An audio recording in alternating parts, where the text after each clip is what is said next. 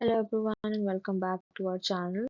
So today we'll be discussing the remaining things which were left for the president, that is the powers of the president and uh, the veto powers and all the functions that they perform. Earlier we discussed the impeachment of the president, also how the president is elected and all. So let's begin with the executive powers of the president.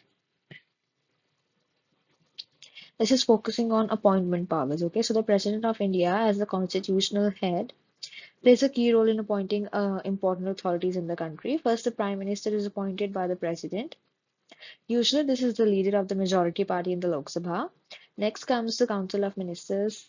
These ministers are appointed by the President, but always on the advice of the Prime Minister. The President also appoints the governors of different states using discretionary authority. And importantly, the judges of the Supreme Court and High Court are appointed by the President, but only after proper consultation. Now, here's something very important that you need to understand. The president is called the nominal or formal authority, appointing authority. This means that while appointments are made in the president's name, the real decision makers' power lie with the Council of Ministers. Okay, and according to Article 74 of the Constitution, the president must act on the advice of the Council of Ministers, which is led by the Prime Minister. So the president is acting on the advice of the council minister, and the council of minister is acting with the prime minister. So there are a few exceptions, and the president can use discretion when no clear majority exists, especially while appointing the prime minister. Also, the president can seek information from the prime minister regarding administrative matters. So, in simple terms, the president does have power, but mostly acts on advice with limited situations where independent judgment is used. Apart from the Council of Ministers, the President also has important appointment powers for the key constitutional bodies. These include Election Commission, which consists of the Chief Election Commission and other election commissioners. The President also appoints the Comptroller and Auditor General, or the CAG, who is responsible for auditing government finances. In addition, appointments are made for the UPSC, including its chairman, members, as well as the members of the Finance Commission. Now, let's talk about the removal powers. The president has the authority to remove certain high officials, but only under specific constitutional provisions so that his or the president's power is not misused. For example, there is the CAG, the judges, the election commissioners. These can be removed through proper legal and constitutional processes initiated by the president. So, in terms of administration and governance, the president plays a role in managing union territories through appointing administrators, and the president also ensures the smooth functioning of various constitutional bodies. Overall, the president's role goes beyond appointments. It includes oversight, limited removal powers, and ensuring proper governance at the constitutional level. The president's role in parliament becomes important. The president plays a crucial role in the functioning of parliament through specific constitutional powers. First, the president has the power to summon both houses of the parliament. This means calling the Lok Sabha and Rajya Sabha into session whenever required. The president can also, prorogue the parliament, which means ending a session without dissolving the House. But it's important to remember that these powers are not used independently. They are exercised on the advice of the Council of Ministers and the Prime Minister, as we discussed earlier. Now, one of the most significant power is the dissolution of the Lok Sabha. The President can dissolve the Lok Sabha. But again, there are advices of the Prime Minister. Once it is dissolved, the fresh general elections are held. And this power is very important in a democracy because it ensures accountability and gives people the chance to choose new representatives. And at the same time, it also reflects the nominal nature of the president's role while maintaining proper checks and balances in the system. So, overall, the president plays a key role in parliament, but mainly a constitutional authority acting on advice. The president plays an important role in the functioning of parliament through several key legislative powers. The first power is to summon the parliament. The president calls both the houses of the Lok Sabha and Rajya Sabha to meet. Without this summon, a session of parliament cannot even begin. And next is the power to prorogue. This means that president can end the session of parliament without dissolving the house. Then comes the power to dissolve the Lok Sabha on the advice of the prime minister. The president can dissolve the lower house, which leads to fresh general elections. And another important function is addressing the parliament under Article 87. The president addresses both houses together at the beginning of the first session after general election and also at the start of each year. In this address, the president outlines the government's policies and legislative agenda, and this address is very significant because it sets the tone for parliamentary discussions. It is followed by a debate and a vote of thanks, making it an important constitutional tradition in Indian democracy. President's legislative powers ensure that parliament functions smoothly, but again, these powers are largely exercised on the advice of the government. Next is this is something which focuses on one of the most important powers of the president, that is the ordinance making power. Okay. Now, under Article 123, when Parliament is not in session, the President can issue ordinances on matters where Parliament has the authority to make laws. This power is mainly used for urgent situations where immediate action is needed and waiting for Parliament to, reconvene is not practical. An ordinance has the same force and effect as a law passed by the Parliament. So it has, the same effect and force, but it is temporary in nature.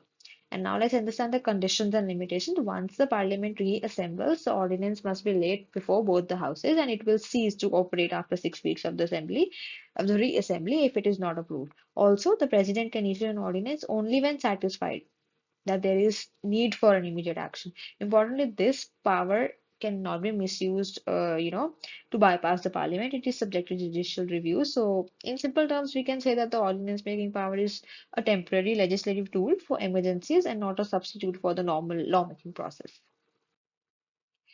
Now, this is something which focuses on the president's assent to bills and veto powers, and this is something very important.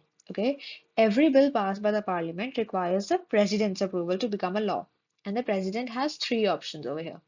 What are these three options? The first option is that the president can give assent and the bill becomes a law. Second is that the president can withhold the assent, meaning that the bill is rejected now.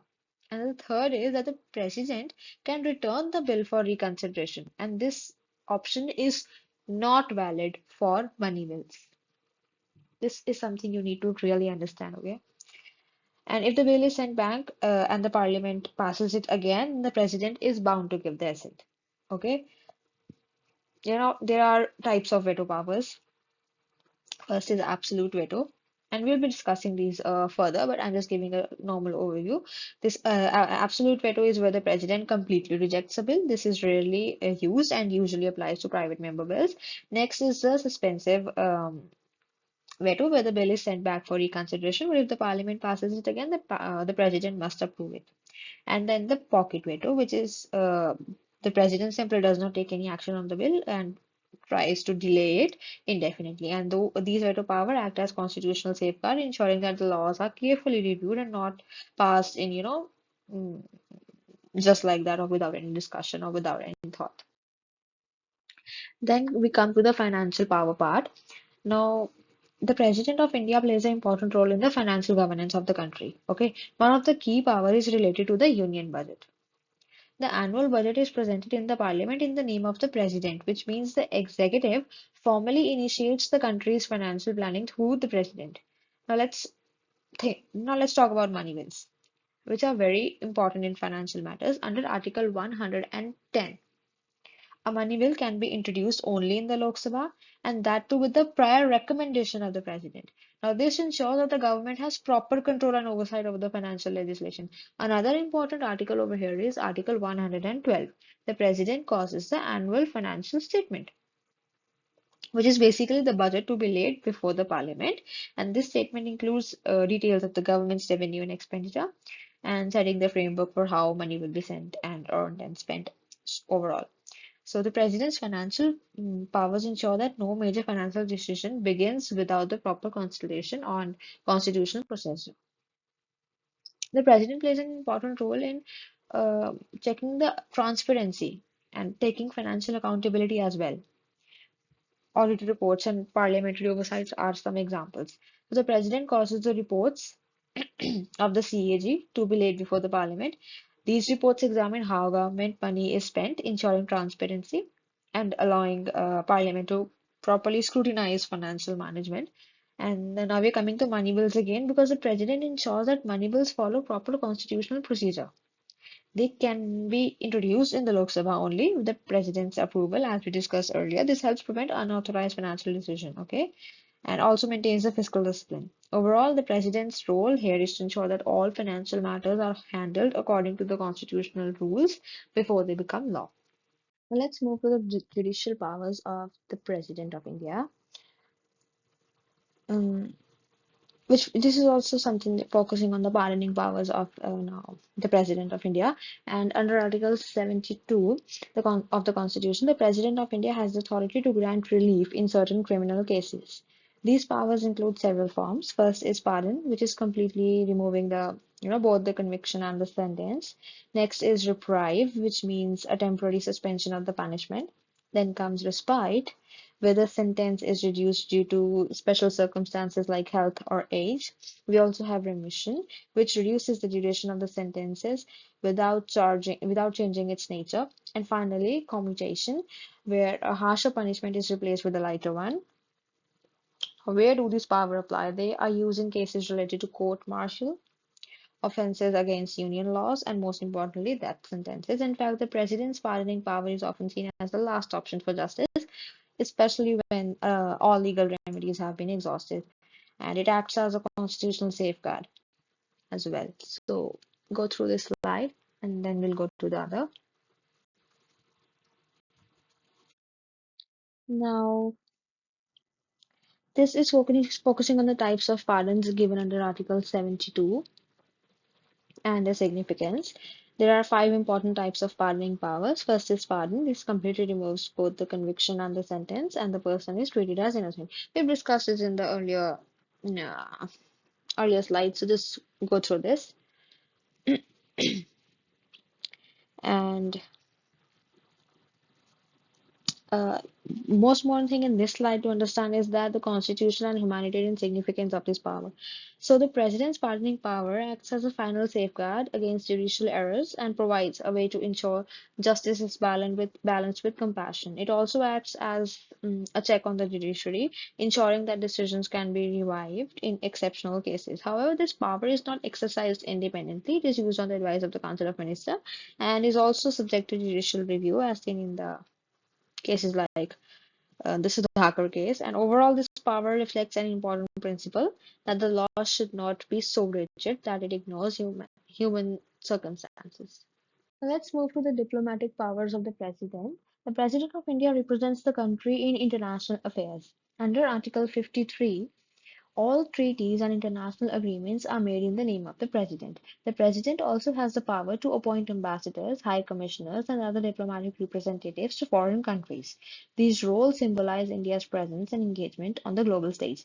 However, it's important to understand the reality behind these powers. The President's role in diplomacy is larger ceremonial. Okay, so the actual decision-making power lies in the Prime Minister and the Minister of External Affairs. Remember that one line I said. The president's role in diplomacy is largely ceremonial, okay? And the actual decision making power is with the Prime Minister and the Minister of External Affairs, who handles the foreign policy and international relations, I'm sorry. The President acts on the advice of the Council of Ministers in all diplomatic matters as well. So also for treaties to have legal effect within India, they usually require parliamentary approval. So in simple terms, we can say that the President represents India internationally, but the real control of foreign policy lies with the elected government. Now, first, the president has the role of receiving foreign dignitaries. Okay, the president formally receives heads of state, ambassadors, high commissioners from other countries. And moreover, all diplomatic credentials are presented to the president, which symbolizes India's recognition of other nations as well. This is an important ceremonial function that reflects the country's dignity and status, right, in international relations as well. Symbolic representation. Now, this is something we need to talk about. The president represents India at state banquets, official ceremonies, and international events, while the actual diplomatic decisions are taken by the Prime Minister and the Minister of External Affairs. The president represents the nation's unities, value, constitutional identity on the global stage. This symbolic role plays a subtle but important part in strengthening India's international image and diplomatic presence. So the president's diplomatic powers are largely ceremonial, but they carry significant importance in representing India worldwide. Now let's shift our focus to the military powers. So the President of India holds the position of Supreme Commander of the Armed Forces, which includes Army, Navy, and Air Force.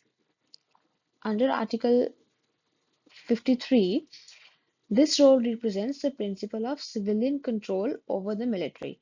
However, in practice, these powers are not exercised independently. The President acts on the advice of the COM, Council of Ministers, led by the Prime Minister, which makes this role largely nominal in nature. Another important power is related to the war and peace. President has the constitutional authority to declare war and conclude peace with other nations, but again, this power is subject to parliamentary approval and exercised through the elected government.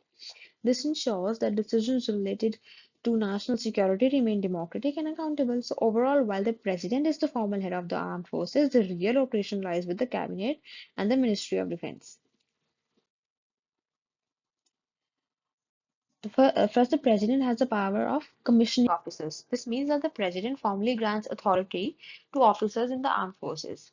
All military officers receive their commissions in the president's name, which represents the constitutional chain of command, even though this is done on the advice of the government. It reinforces the president's role as the supreme commander of the defense forces. Now, let's talk about the role during emergency and war. In times of national crisis, the president's military powers become more significant. The authority to declare war and make peace lies with the president, but it is exercised on the advice of the cabinet and requires parliamentary approval as usual. And during a national emergency under Article 352, the president plays a key role in coordinating responses while ensuring that constitutional governance and civilian control over the military are maintained. Okay?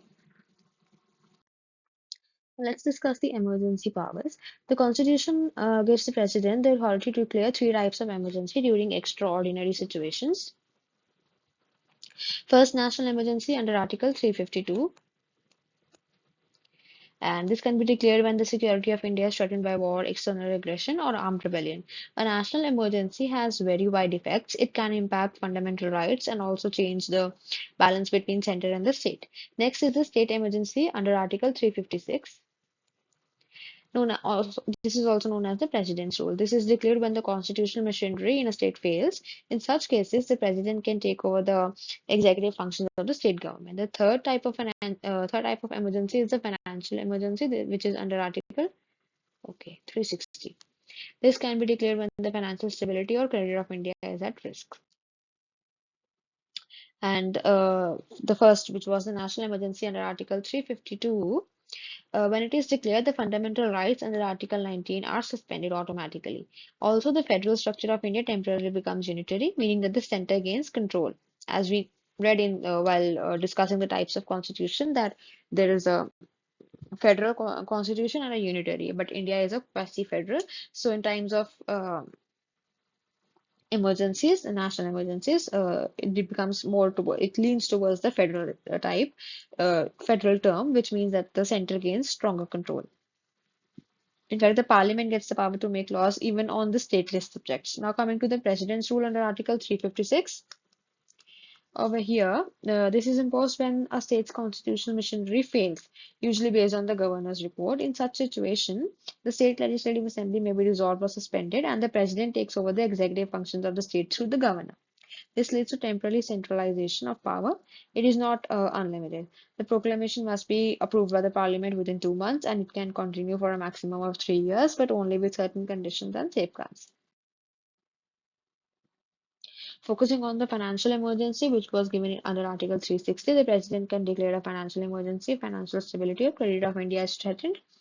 And interestingly, this provision has never been used in Indian history, and we pray it may not be used further as well. This is a zero. If such an emergency is declared, the union government gains greater control over the financial matters. For example, the center can direct states to follow financial discipline and even order a reduction in salaries and allowances of the government employees, including judges. Another important point is that all money bills passed by the state legislature must be reserved for the president's consideration during this emergency period. Now, its impact on state is something very different. The union gains overriding control over the state finances, which temporarily limits the financial independence of the state. However, there are constitutional safeguards in place, but still, and like other emergency, this too requires Parliament's approval and ensuring that such power is not misused. Now, let's understand the veto power of the president, which are important legislative safeguards. First is the absolute veto. In this case, the president can completely reject a bill, especially private member bill or bills passed by a previous government. Once rejected, the bill cannot become a law. Though rarely used, it acts as an important constitutional check. Next is the suspensive veto. Now, here the president can return a bill to the parliament for reconsideration along with the suggestions written. However, if the parliament passes the bill again, the president is bound to give the sign. Okay. Next is the pocket veto. In this situation, the president can delay giving assent, and since there is no time limit mentioned in the constitution, so it goes on and on. A well-known example is when President Zal Singh used pocket veto in the Indian Post Office Amendment Bill 1986. And then the constitutional significance. The veto power ensures checks and balances in the system. They allow the president to act as the guardian of the constitution while still respecting the authority of the parliament. Understand the position of the president in the nominal versus real power, which is one of the most important concepts. Okay, the president of India is known as the nominal executive of the constitutional head of the country. Okay, according to Article 74. The President must act on the advice of the Council of Ministers led by the Prime Minister. This means that even though all executive actions are taken in place of the President's name, the real decision-making power does not lie with the President. In reality, the Prime Minister and the Council of Ministers who exercise the actual authority, they advise the Prime Minister. The President generally cannot act independently except in few rare situations where discretion is allowed. And let's understand the real executive power. The actual power lies with the elected government, which is collectively responsible to the Lok Sabha. At the same time, the president plays a very important role as a constitutional guardian and symbol of unity. The president ensures that the government functions within the framework of the constitution, especially during political or constitutional crisis.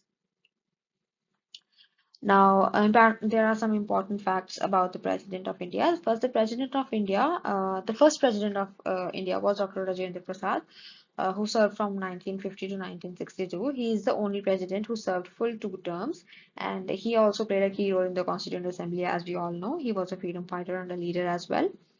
And now, if we come to the present, the current president is Srimati Draupadi Murmuji, and she is the 15th President of India.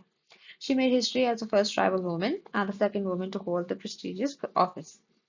And now let's talk about some unique features of the president's office. The president is known as the first citizen of India and a symbol of national unity.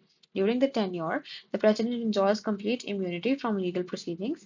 The official residence of the Rashtrapati Bhavan, which has around 340 rooms, make it one of the most largest residences in the world. Interestingly, Dr. Rajendra Prasad drew the lowest salary, while today uh, the president receives about rupees 5 lakh per month. And finally, only the president has the authority to proclaim all 3 types of emergencies under the constitution.